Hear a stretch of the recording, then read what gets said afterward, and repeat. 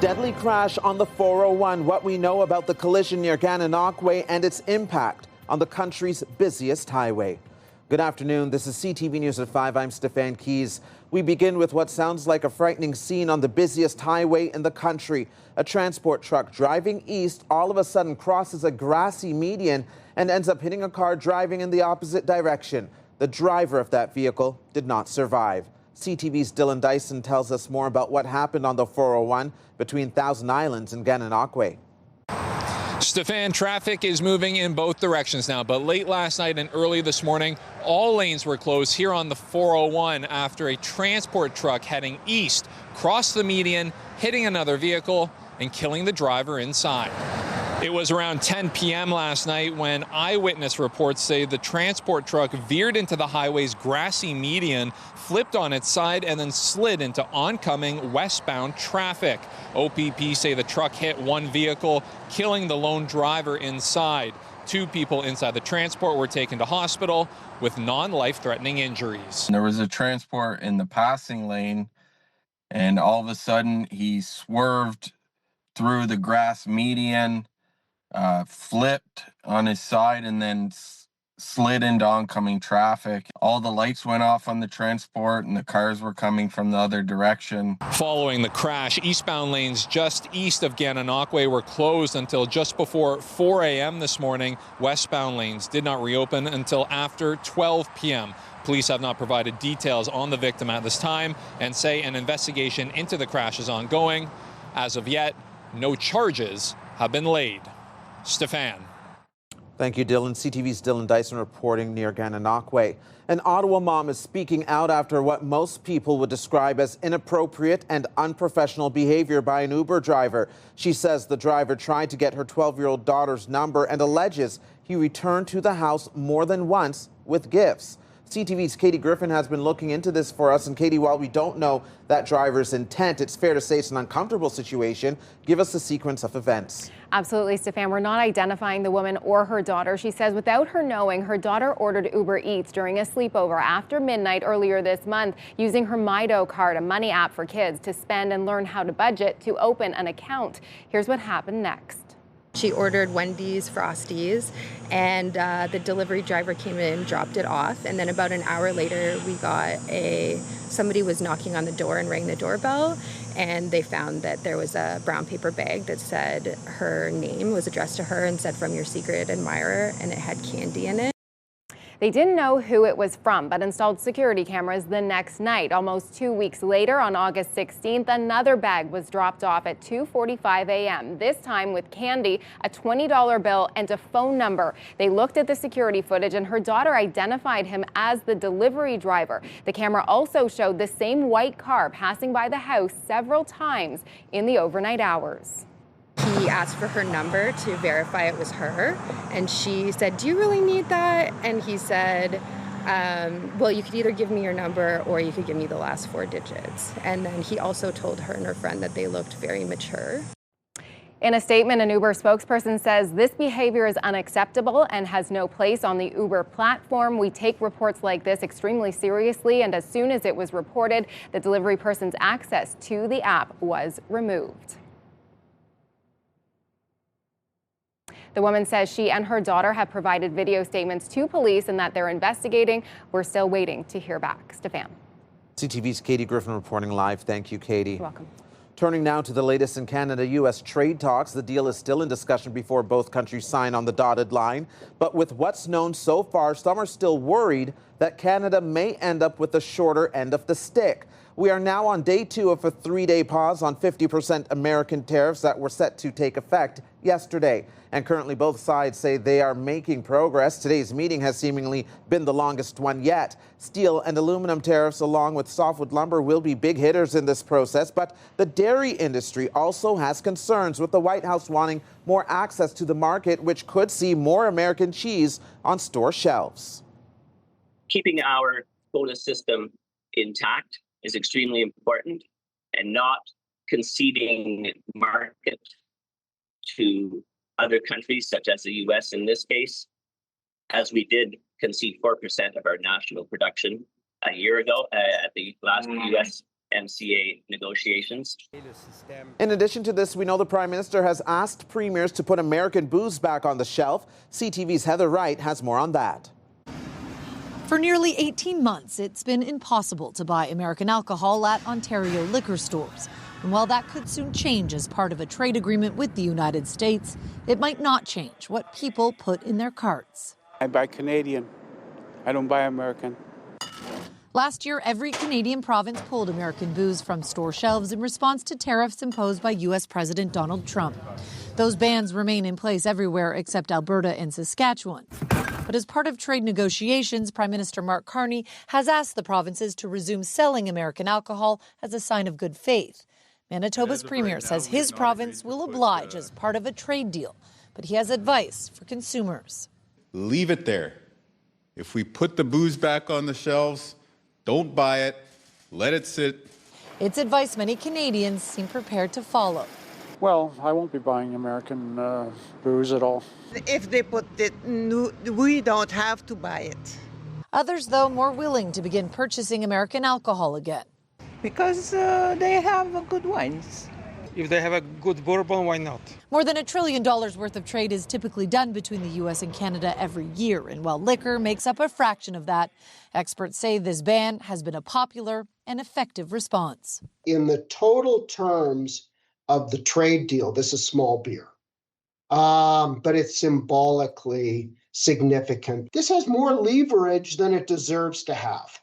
And so there's no question that for a deal to be done, this has to be given up. And while a new poll done by Polaris shows the booze ban is supported by about 80% of Canadians in the provinces where it is currently in place, about half of Canadians would support removing the ban as part of a trade deal. Heather Wright, CTV News, Toronto.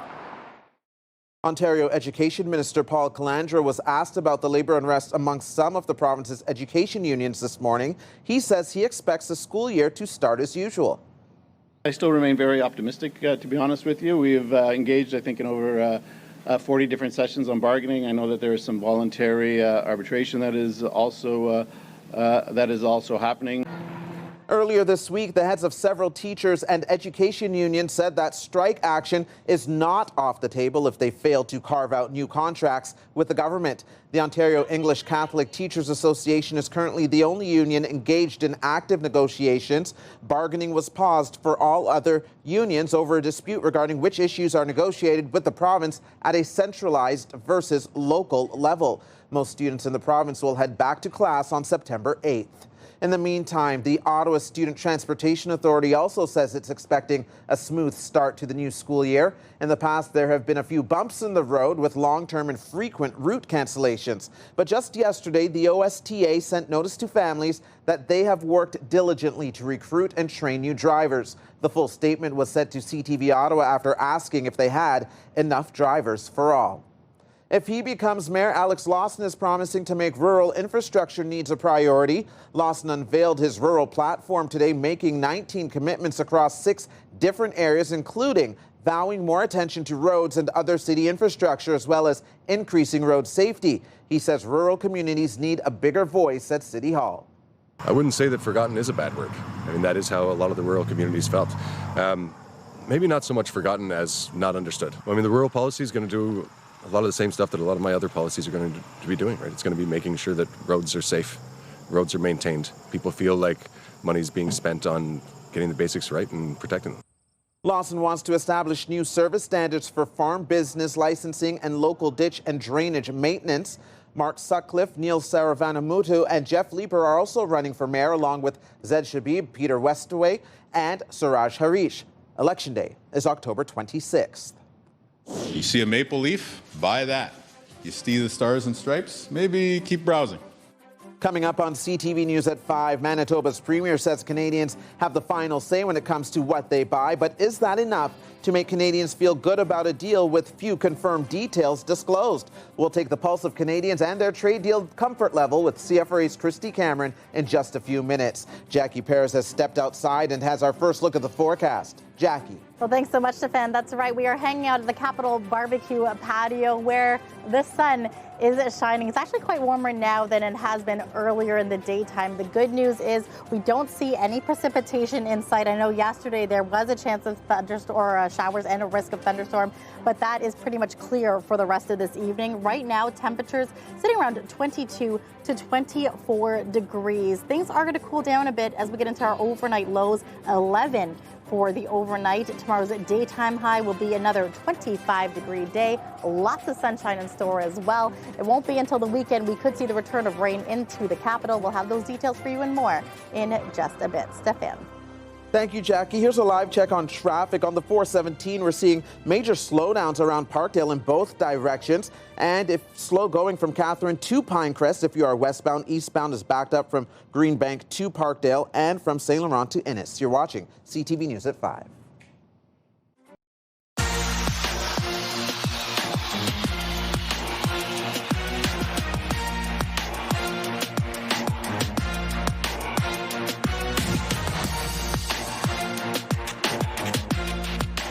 Taking a closer look now at one of our top stories, trade negotiations with the U.S. is dominating the national conversation today, and it's certainly all the buzz on News Talk Radio. CFRA's Christy Cameron is here now to help us go off script and take the pulse of residents in our region. Now, Christy, how are your listeners feeling about what we know so far? Well, I think like most Canadians, they're incredibly hungry for information. They want to get a look at the details of this deal to see what's in it, and you get the sense right now that Canada is just trying to get through this to minimize the damage.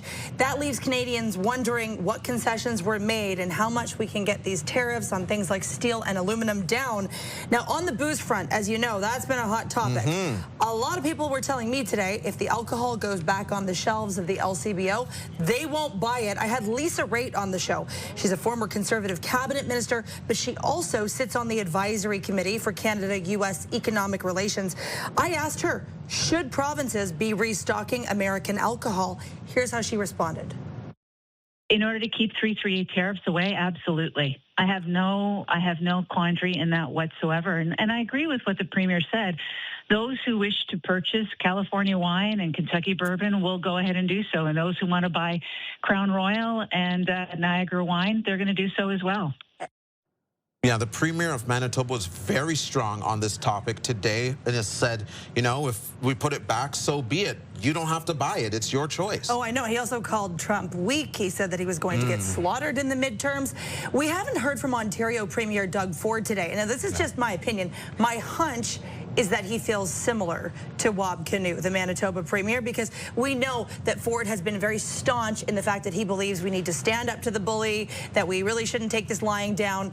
And he said the booze should only go back on the shelves of the LCBO if it's a fair deal. Well, you wonder, does he think that whatever is being discussed right now is fair? We don't even know what it is yet. Nothing has been inked, nothing has been signed, so we'll have to see. But he may know more than we do after that discussion with the Prime Minister. Right, well, he's been very quiet today. Yes, thank you, Christy. You can join the conversation, leave a comment through the Talkback feature on the iHeartRadio app. You can listen live to Christy Cameron on News Talk 580 CFRA weekdays from 2 to 6. And now watch Christy's segments on YouTube. Subscribe to the News Talk 580 CFRA channel.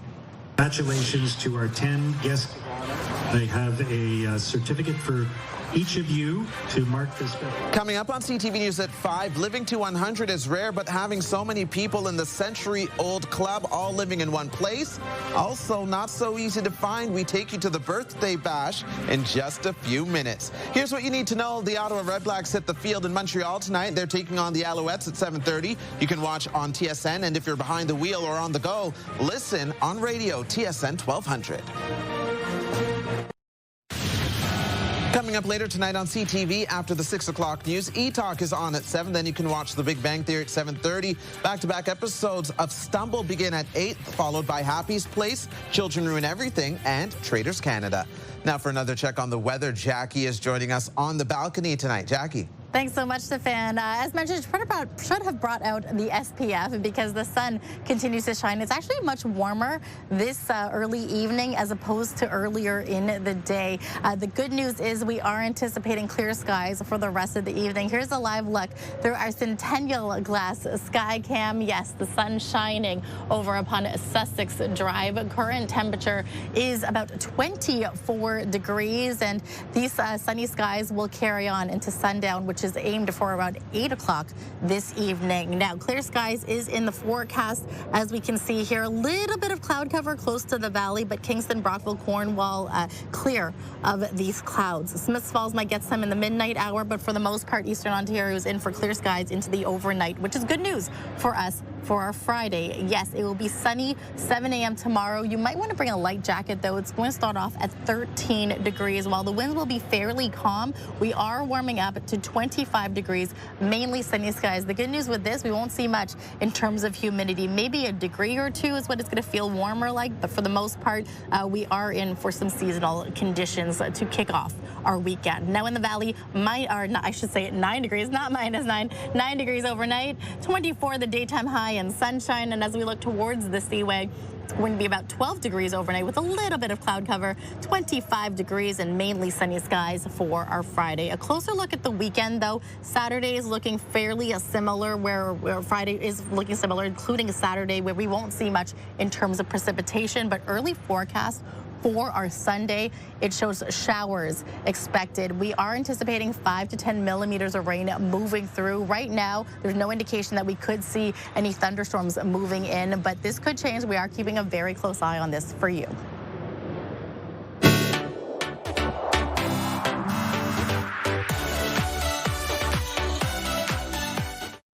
In today's edition of Simply Ottawa, a special celebration was held at the Chartwell Rockcliffe Retirement Residence this afternoon. Staff held a service to celebrate 10 residents living to 100 years of age or older.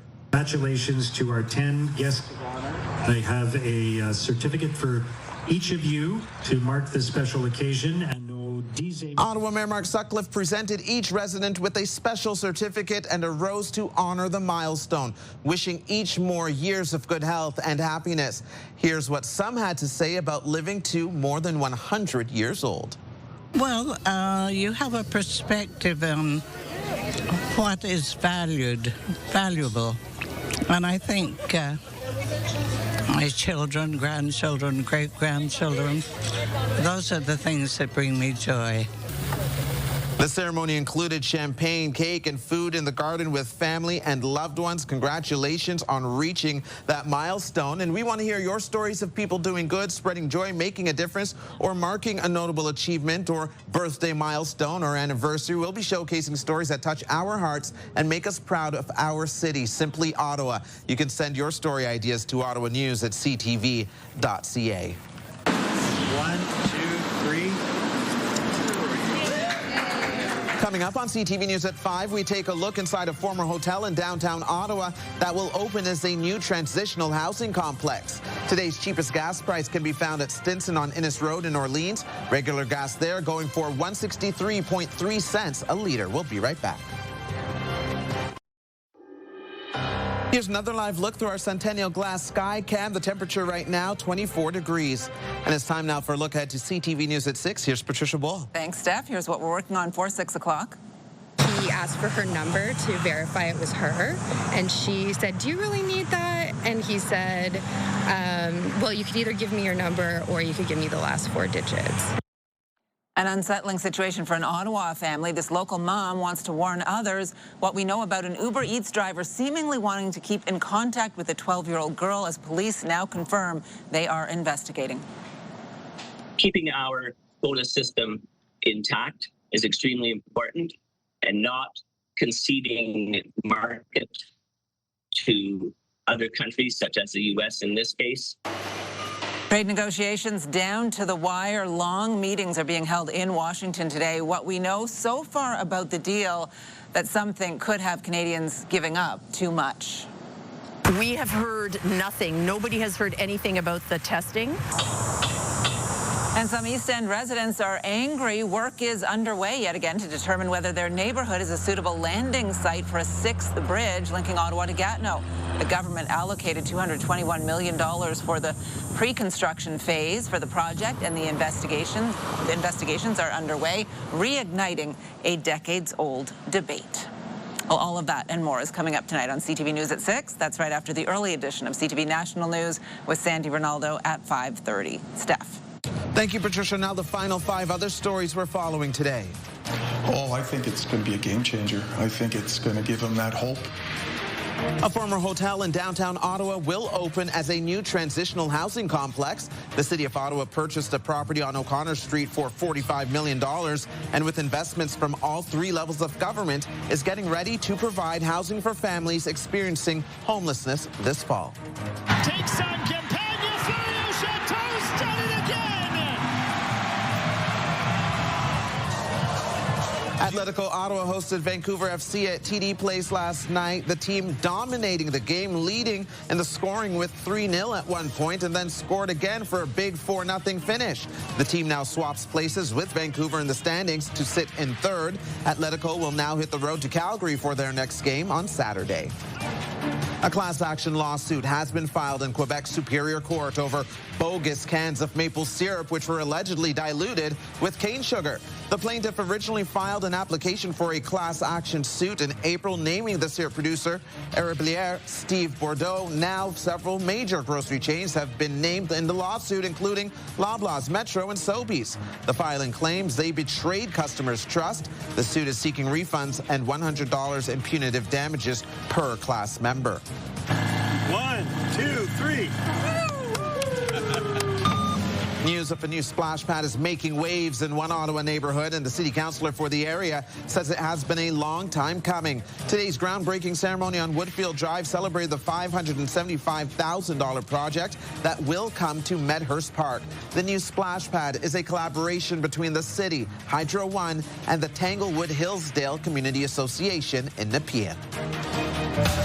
So long ago, I don't remember when. That's when New music venue History Ottawa is about to host its first show tonight with American rock band The Wallflowers. Lead singer is Jacob Dylan, who is the son of famed singer-songwriter Bob Dylan. The new venue is a partnership between Live Nation and Canadian artist Drake, and while we don't know details, Drake says he will be in Ottawa to put his personal touch on the new venue very soon. That is CTV News at 5. I'm Stefan Keys. Be sure to join Patricia Bull for CTV News at 6. The early edition of National starts right now.